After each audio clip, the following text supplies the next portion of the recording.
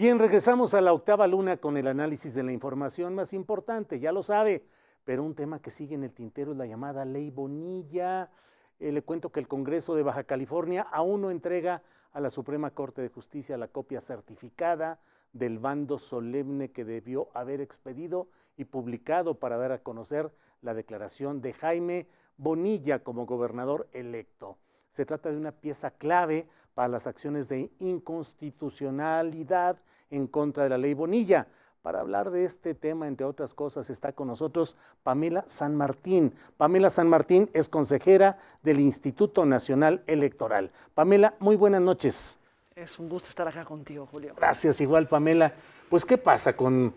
Se nos está complicando nuevamente el asunto electoral. Parecía que habíamos entrado ya a una etapa en la que se decía que hasta el fraude estaba como erradicado y de pronto entramos otra vez a las turbulencias. Yo creo que el caso de la Ley Bonilla es una de las cuestiones más escandalosas que han ocurrido en el país desde hace muchísimos años, desde hace un par de décadas. Es decir, que haya un Congreso que modifique el periodo de duración de un gobernador electo todavía, pero que ya fue electo en las urnas por las ciudadanas y por los ciudadanos por un periodo diverso, es una cosa nunca antes vista en el país, digamos, que haya cualquier congreso, y en este caso incluso tienes la peculiaridad que fue un congreso de oposición, pero asume el cargo por un periodo distinto por aquel que las ciudadanas y los ciudadanos le eligieron, y ahora pues lo que tenemos que esperar es que la Suprema Corte pues regrese al país a un orden constitucional, porque esto se vuelve un tema súper peligroso para todas y para todos, porque no solamente es lo que de pronto se dice del riesgo de que esto nos lleve a una reelección, no, también nos lleva al riesgo del control de congresos sobre gobernadores, de estar, digamos, amagando con reducir o con incrementar periodos de mandato de las y los gobernadores que tenemos en el país, de presidentes municipales, es decir, pero no se queda aquí. Pues nuestras reglas son claras. Lo que hizo el Congreso de Baja California, el Constituyente Permanente de Baja California, es algo que en nuestro Estado constitucional no puede ocurrir. No se pueden cambiar las reglas después de que ya ocurrieron los hechos que le dieron origen. En este caso no puedes cambiar las reglas de la elección una vez transcurrida la elección. Porque si eso puede pasar, entonces ¿qué nos garantiza que cualquiera de nuestros derechos están a salvo? Cualquiera, en cualquier esfera patrimonial, civil. Cualquiera de nosotros ya puede empezar a tener una duda de que no puede haber un Congreso que esté por encima de la Constitución, encima de las leyes que nos hemos dado y encima de los derechos que tenemos las ciudadanas y los ciudadanos, porque lo que pasa en Baja California no solamente es un atropello, digamos, a la Constitución, es un atropello a los ciudadanos. Los ciudadanos acudieron a las urnas para decidir quién sería el gobernador por 2 años. Claro. Y ahora se hace una modificación.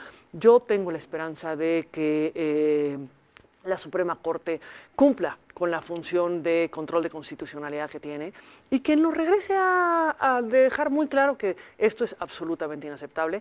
No es algo, digamos, novedoso para la Corte. La Corte ya se ha pronunciado sobre la discusión sobre cuándo se tiene que modificar el periodo de mandato de un servidor público electo por elección popular y lo ha dicho con toda claridad. Sí se vale cambiar el periodo siempre y cuando sea antes de las elecciones, no después. Claro. Y aquí ocurrió después. Hablo de turbulencias, Pamela San Martín, consejera del Instituto Nacional Electoral, y ha habido por ahí una propuesta de un diputado, al menos identificado con Morena, que ha propuesto ciertas modificaciones legales que implicarían cambiar la duración del periodo actual del presidente del INE, que es Lorenzo Córdoba. ¿Eso sí es válido o cómo estaríamos ahí?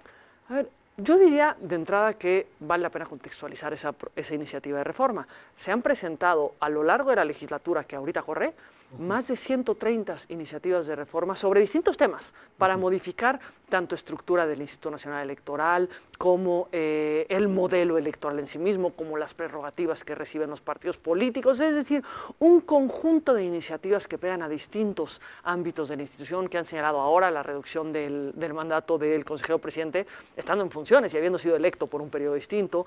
Había alguna iniciativa para reducir el número de consejeras y consejeros en el Consejo General, eliminar el Consejo General, eliminar a los soples, fusionar áreas dentro del INE. Es decir, hay un conjunto de iniciativas y creo que más allá de focalizar si una es buena, una es mala, una es regular, lo que tenemos que ver es qué es lo que buscan estas iniciativas. Cualquiera que se vaya a discutir, cualquiera que se vaya a aprobar, qué es lo que busca modificar para que a partir de lo que busca modificar podamos ver si con ese cambio realmente va a lograr el objetivo que se tiene. Se habla de, pongo el ejemplo de la que ahorita sí está en discusión, la reducción de prerrogativas a los partidos políticos. Claro, los partidos políticos hoy no son entes, digamos, muy apreciados por la sociedad. Y no son entes muy apreciados, pues porque no han funcionado como aquello para lo que fueron creados, es decir, para ser entes de interés público, que son la base del derecho de asociación, en el que, digamos, nos podemos asociar para precisamente hacer valer nuestros derechos y para buscar el mecanismo de representación como ciudadanas y como ciudadanos. Y los partidos nos han quedado a deber mucho con esto. Entonces, por supuesto que se entiende el que pues la ciudadanía dice, quítenle los recursos, ¿por qué voy a estarle pagando a un conjunto de partidos que no me están funcionando, que no están representándome? Pero también hay ese mismo reclamo respecto al INE en lo general. A ver, hay un reclamo respecto a que la institución es muy costosa, que nuestra democracia es muy costosa, nada más creo que hay una parte también que vale la pena analizar.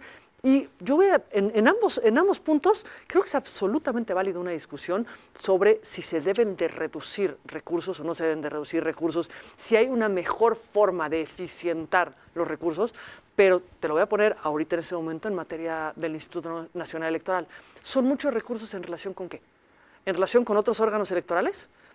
Dime dónde tenemos un órgano electoral que nos da el principal medio de identificación que tenemos las mexicanas y los mexicanos. Cualquiera de nosotros puede acudir a un módulo de atención ciudadana y sacar su credencial, reponer su credencial, cambiar su credencial, y el trámite para la ciudadanía es un trámite gratuito y nos garantiza el derecho a la identidad. Pero es un tema secundario. El INE no está para expedir credenciales de identificación. Que el sistema así las aproveche es otra circunstancia. El detalle es que un porcentaje altísimo del presupuesto del INE se va para la expedición de credenciales, cerca del 50%, cerca del 5% INE en total?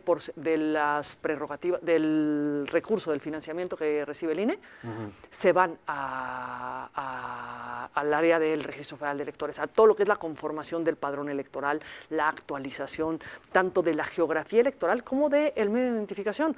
Pero el INE, además, realiza la fiscalización de los recursos de todos los partidos a nivel federal y local. ¿Cuántos institutos tenemos a nivel o órganos electorales tenemos en la región que realizan esa actividad? Monitoreamos todos los, administramos los tiempos en radio y televisión y monitoreamos la difusión de todos los spots en radio y televisión. ¿Qué otro Entonces nos sale barato el INE. Yo no digo que sale barato, yo creo que tenemos que discutir, sin duda alguna, cómo podemos eficientar las actividades que realiza el instituto y buscar ver cómo eficientar algunos de los procesos, pero hay algo que no nos podemos dejar de hacer cargo. Tenemos procesos electorales que tienen candado sobre candado sobre candado sobre candado. No hay absolutamente ninguna etapa de un proceso electoral que no tiene una cantidad